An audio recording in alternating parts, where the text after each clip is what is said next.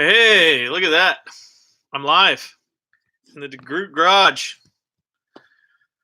Oh, hopefully somebody watches this. I don't know, man. It's the first time doing it, so I'm stoked. Um, Not working on the race truck right now per se, but I got a lot of stuff going on that I thought I'd answer some questions, and hopefully someone hops on here and we can chat a little bit about what the status is of the race truck.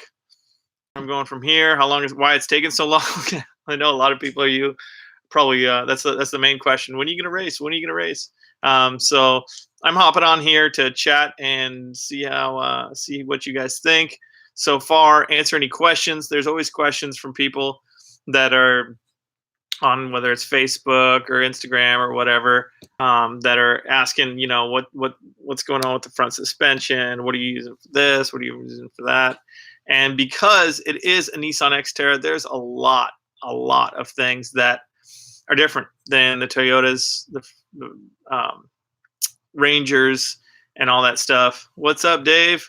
Obviously, I'm one of the Nissan Nation podcast guys. I do the Nissan Nation podcast with David Boyd. We have a good time doing that. If you have not checked that out, check that YouTube channel. We do a lot of stuff on there. This is my personal YouTube channel for race truck news and information, and it's cool to be able to hop on and chat about this thing. So a couple things that I wanted to kind of update you guys on is where the race truck is right now and in its state. As you can see, dropping stuff. The race truck sitting here in the garage, getting dust on it, unfortunately. But I just got some new stuff. One of the big things that I've been having a problem with is the wiring harness from basically the cage back, or the cab back up into the dash. I don't want to say I'm having problems with it, but if you watch my last video where we did the exhaust, it wasn't starting too well. We were trying to pull it up onto the trailer, and it was dying, and it was all kinds of weird. I had coils on one side of my engine, seemed like they were firing or something. I think it was a bad ground because the coils on one side were super hot, and the other side was not nearly as hot. So and it was just missing and popping, and so and the way that I had wired it was super ghetto. So I kind of tore out all my ghetto alligator clips and push buttons and stuff like that I'd stuck on there just to get it onto a trailer and get it running. And now I have something really cool and new that I wanted to show you guys. And this is let me just show you here. Go follow these guys at Switch Pros, switch.pros.official on Instagram. Switch Pros. I ordered this. It's not cheap. It's a let's see here. I think it's 8. It's an H Switch Pros unit. It's kind of like painless style wiring situation, but I'll kind of show you what I have here. So the Switch Pros is a kind of a plug and play unit. So let me go over this real quick. I kind of wanted to show this off. I just unboxed it, and I'm like blown away with the quality of this thing. So the Switch Pros, first off, you can see how thick this thing is. This is like I believe it's just milled aluminum or CNC'd aluminum. I'm not sure, but it is absolutely, it's not plastic. It is solid piece of equipment here. This is high-end stuff. And then as you can see, it's all sealed up really nice. Really good graphic here on how and what switches, or what go, the inputs and outputs and stuff. And then you have your big bolt for, I believe that's power. I don't know. I have to look through the instructions. But so I got this because I wanted something clean. I wanted something weatherproof that I was going to be able to help this thing get wired up really nice, so that it's legitimate, and it comes in a nice package. We have, and then as well as this thing. So this is your switch panel, and it comes with backing plates. It comes with tons of stickers depending on what you're going to wire this to. Four of these are 30 amp switches, and 4 are 20 amp switches. and they're totally programmable. You can do all kinds of things. You can have double clicks. The tactiles on these are amazing. Ooh, ooh. It's backlit. You can change the colors. There's an app for it. You can change however you want the parameters of the switch to be, whether it's momentary or it's on off, et cetera, et cetera. And you can have different settings for that. So I'm super stoked about this Switch Pros. So you get these two items right here. You get a bunch of different connectors and information on how to set it up. You get, like I said, you get the all the little stickers so that you can basically make that look like what it's supposed to switch to, so you can remember what your switches are wired to. And then another thing that's cool is you got the huge, very in-depth, good color pictures, wiring diagrams, so that it's kind of dummy proof. It tells you everything you need to know about how to hook this thing up. Second off, we have a really nice wiring with really good connectors. Everything's all sealed up.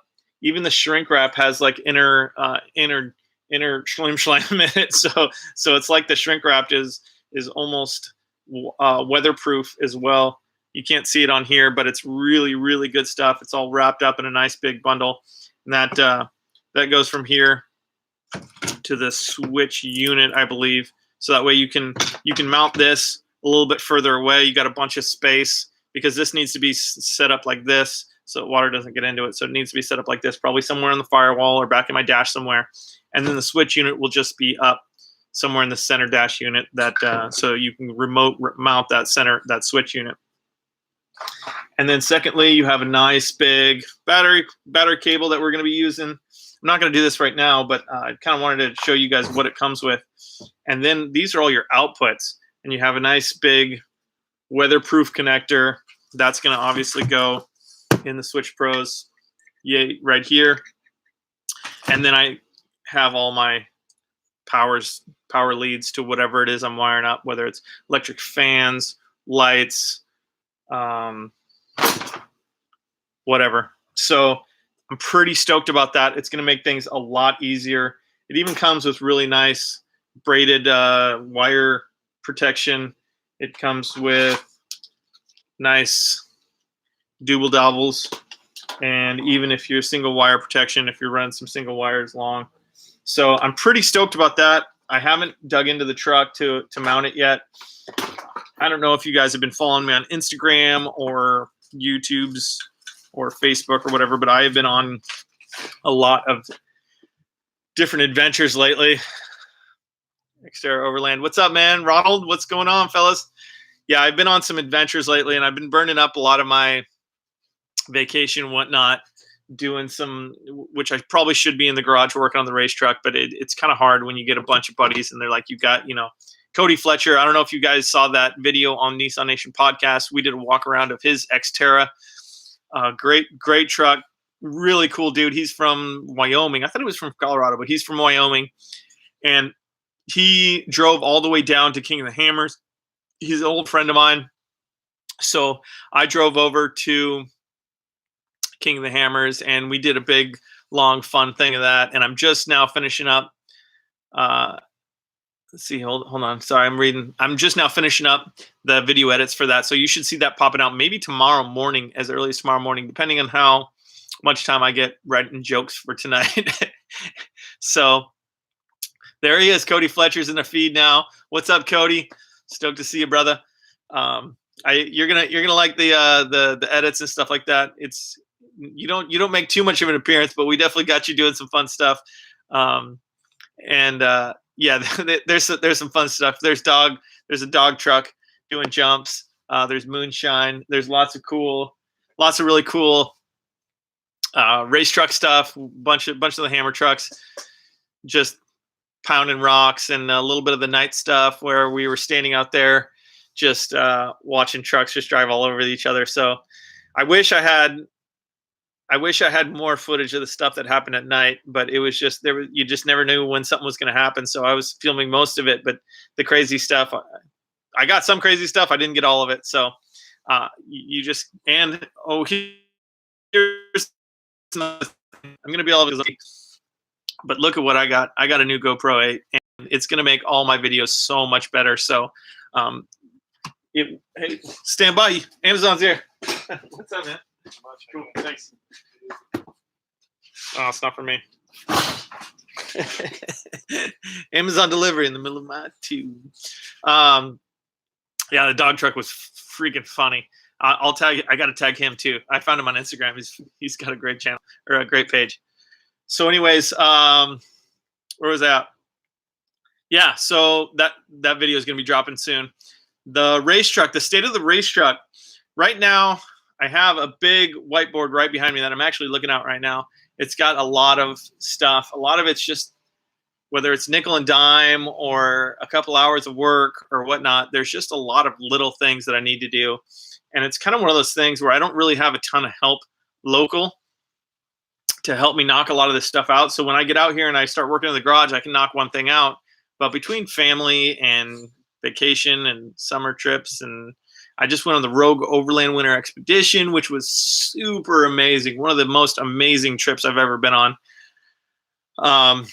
So check them out on YouTube as well. That's probably going to be a video that's dropping soon. Those guys are just absolutely amazing. They put on one of the best trips ever. If you haven't followed along with them and seen the kind of trips that they do, they're freaking awesome.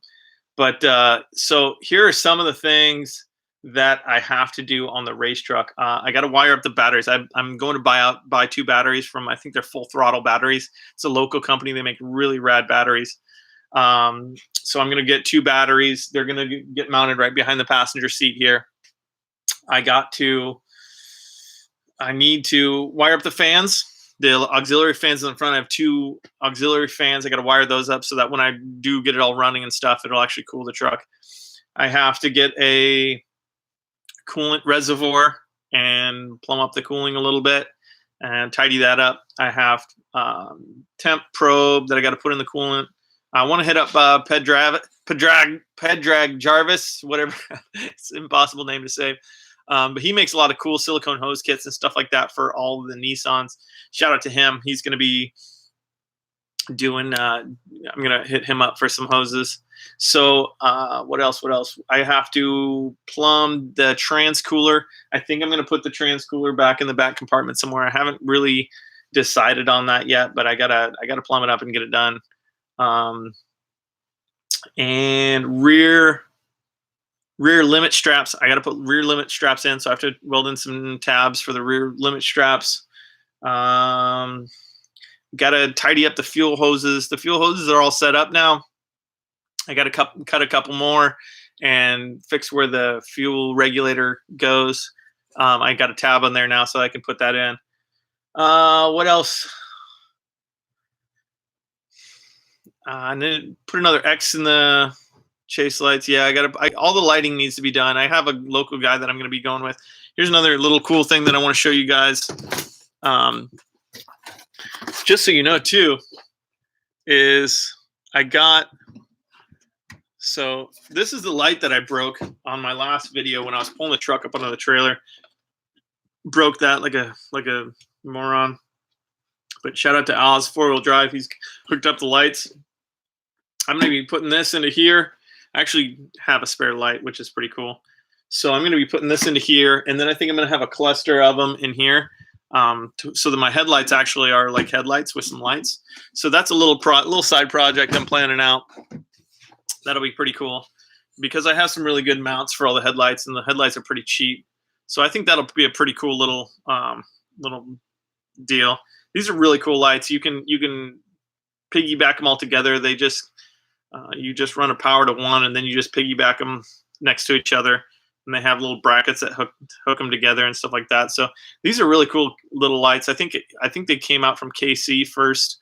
These are the non-KC versions, but I really like these. And of course, we got to put on some red anodized fronts to them. So Oz 4-wheel drive, if you're watching, send me some lights. I'll do a sick review on them, bro. Yeah, Oz 4-wheel drive. He's a really cool Nissan guy. I met him at Windrock or Gone Moab. I can't remember which one first, but really cool dude. Makes them really great. He gets a lot of really great lights, and he's got some of the coolest patrols out there too. he's got 2 patrols that are just freaking phenomenal. They're rad. So those are some of the things that I have to do. The alternator needs to be replaced. I think I'm not getting charging voltage. So, and I think that because the truck sat for so long, that I think the alternator died out. If I change it out, I have a new one. There's no point in not putting the new one in anyways. So I got to put the new alternator in and see if that fixes my charging issue. If not, I'll have to check and see why I'm not getting any charging voltage. So that's kind of what's going on right now on my plate with the race truck. There's a lot of, I got to mount some gauges for the dash. I got to pick up some gauges. Haven't got around to that. It's crazy how much everything costs. You want to buy a set of gauges and it's like $500, you know, just for some very basic gauges. Everything costs so much dang money. And when you're spending some of your race truck funds on adventures, it slows everything down. And of course there was Christmas, which sometimes the kids just need to have their kid things. This episode is brought to you by Model. So I have a kind of question for you guys. What do you know, I talk about the race truck all the time. And I think sometimes when I'm making my videos, a lot of the times I'm panning around and doing a lot of stuff. But sometimes I'm wondering, you know, people, do they want to see specific parts of the race truck? I'm more than happy to yank the laptop here and go show you guys some of the cool stuff. I get to see it and sit in it and tinker on it all the time. So I'm not the one on the other side of the screen thinking, oh, I wish he panned over on this one and you know, showed a shot of this thing a little bit better, because I'd love to do that for you. I just don't know what people want to see. So if you guys have any questions, or if you want to see a little bit more of specific parts on the race truck, I'm more than happy to do that right now. Shoot some comments in there. And if I don't get to it in this video, or if you end up watching this video at another date, just throw some comments and say, hey, I just want to see, you know, go over a quick informational about certain parts of the race truck. Of course, Dave wants to see the BTF stuff. If you haven't paid attention, I feel like my video is a little. There we go. So here's the front suspension. Let's do it with the lighting a little bit better. Front suspension is all BTF. This is our uprights. Obviously, I have a 3.0 right here, and if you check it out, let's see if I can. This clearance. Let's see. This clearance is so close. We may do a little retune on the upper control arm in order to see about how we can make a little bit more clearance there, because this shock actually moves. So we might get a little bit of touching there. Just some of the little things that we got to figure out. Let's see if I can get you down in here. Again, this is a BTF lower control arms. You can see those massive uniballs right there going into the knuckle, and same thing with super large tie rods here, sleeved. So that's some cool stuff. Also, you can see my hack wiring. I still have this janky battery connector that I was working with. I got to lengthen these wires, which are alternator wires, and get those to run all the way into the back. I'll take you over.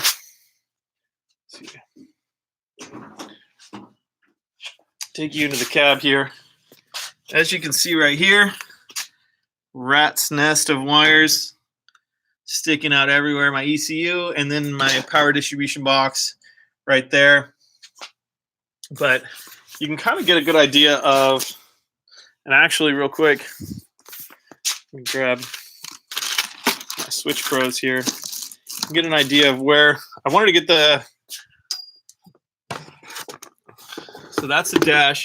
So I think what I'm going to do is mount this either here or here, because you can reach that sitting in the chair in the seats, and that'll be 90% of what I need as far as ignition and switching and stuff like that. So got the Corbeau seats. They're not mounted either. That's one more thing is I switched seats mid-build. It's a long story. Here's my to-do list up here. As you can see, there's all different kinds of stuff on there. But let me take you over to the other side.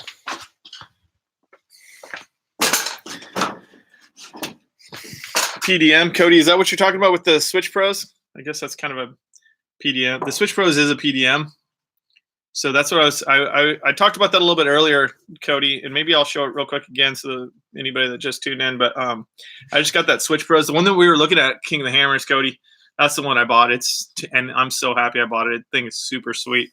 So energy, quick release, and that goes straight on my stock column. And one thing I wanted to talk about as well, actually. So on the stock column, as you can see right here, let's see if we can get into it. There's this rubber coupler, which leaves a bunch of slop.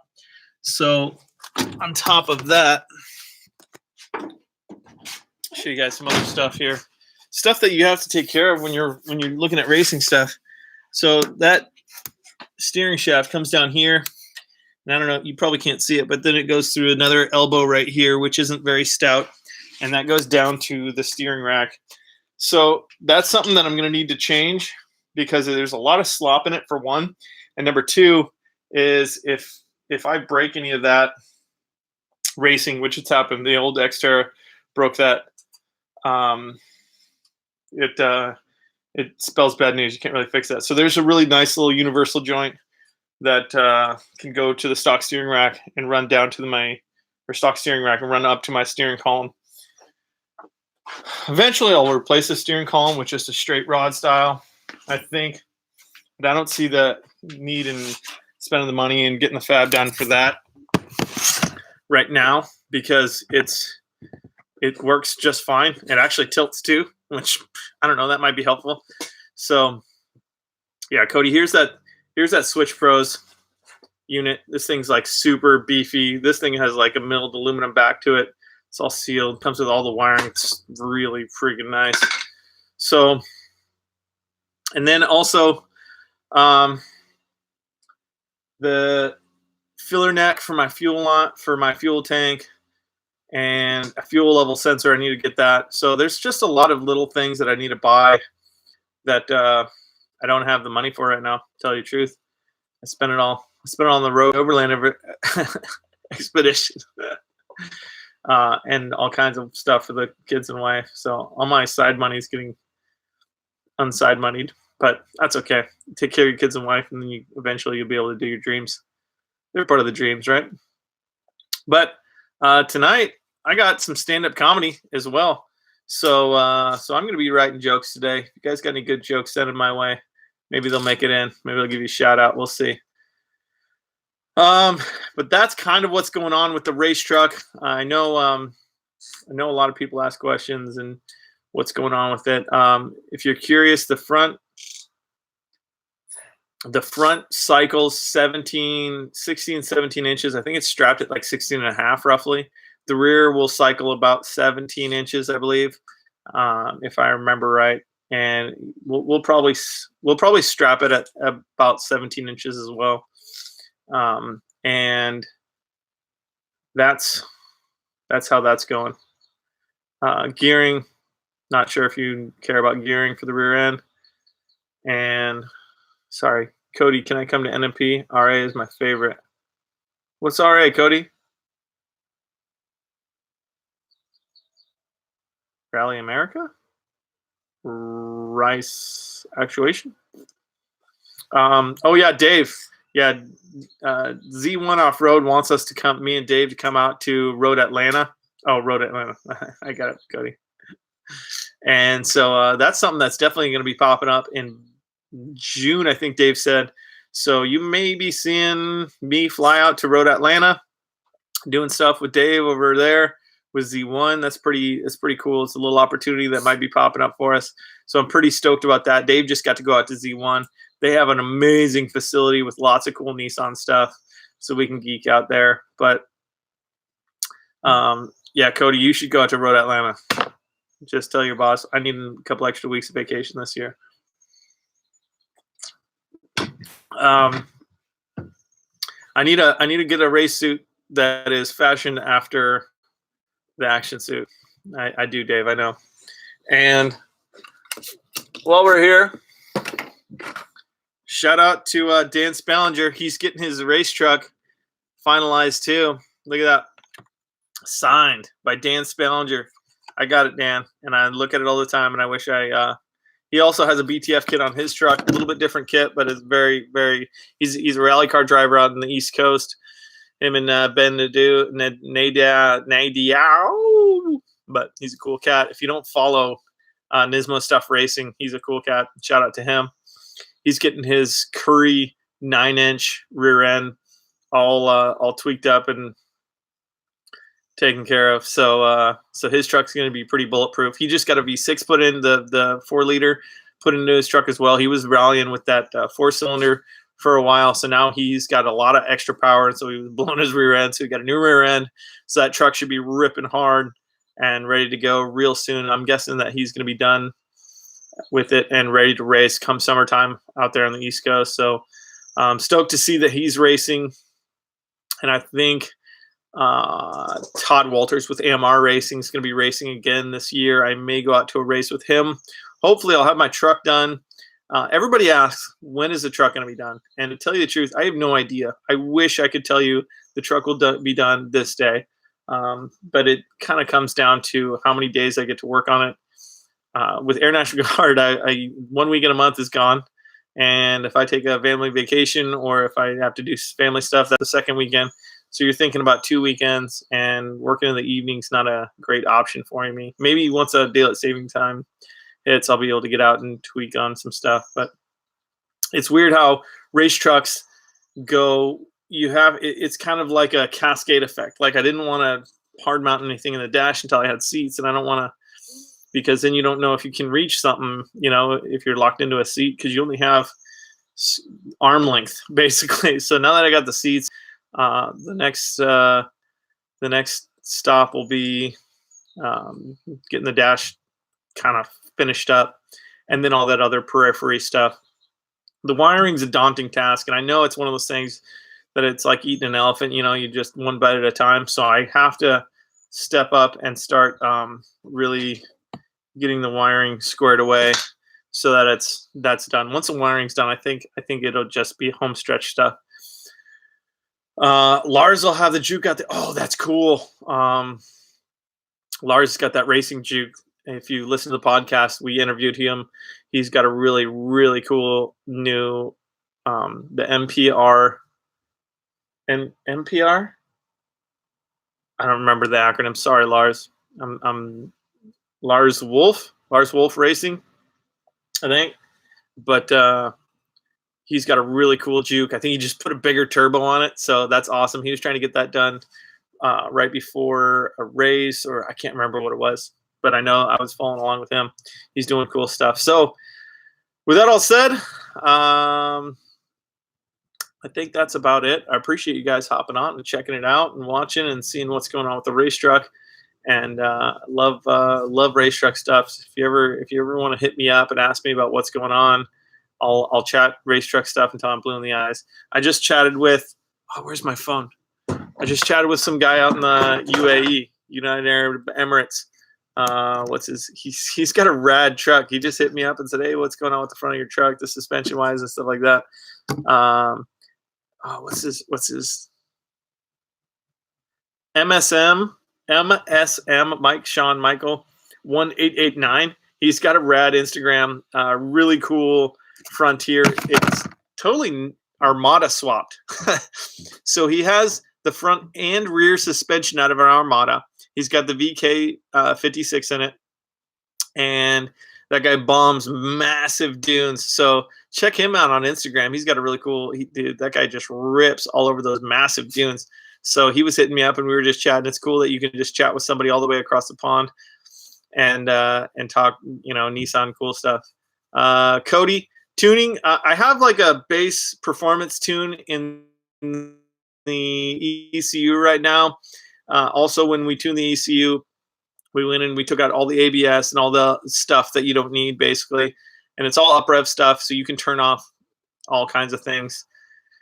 So it's a basic tune right now. I think once I get it running and driving and idling and everything, then I will probably go get it dyno tuned over down the street. I got a guy that I think will be able to tune it. If not, I'm definitely going to be working with Z1 because they know Nissans. And now that we have some good connections over there, if you watch the Nissan Nation podcast video, you'd know that he was just over there, and they have a master tuner, and they know all about these cars and trucks. So I'm pretty stoked that we have that as far as somebody in our pocket, in our corner, if you will, in our pocket.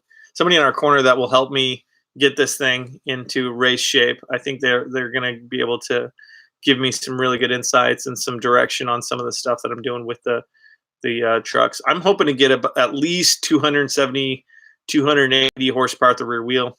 Who knows if that's plausible or possible, but I think with I want to run those new Audi R8 coils. I don't know if you guys have been watching that. It's a big VW thing. They put out a lot more voltage.